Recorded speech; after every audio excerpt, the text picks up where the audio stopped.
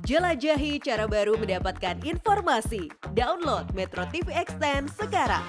Beralih ke informasi lain, pemirsa, dua personil Intelkam Polres Dairi diduga dianiaya Kapolres Dairi. Terkait peristiwa itu, Polda Sumatera Utara masih dalami kasus tersebut.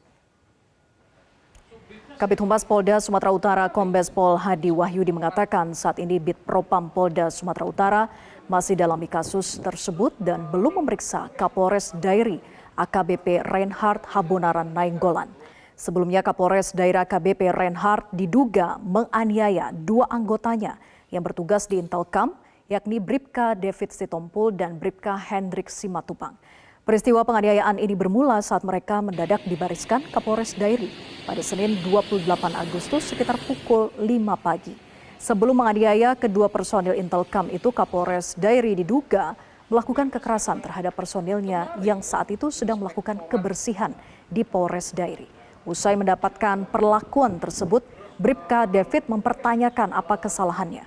Tak lama kemudian, Bribka David dibawa ke ruang propam dan disitulah Kapolres diduga melakukan pukulan bertubi-tubi ke Bribka David.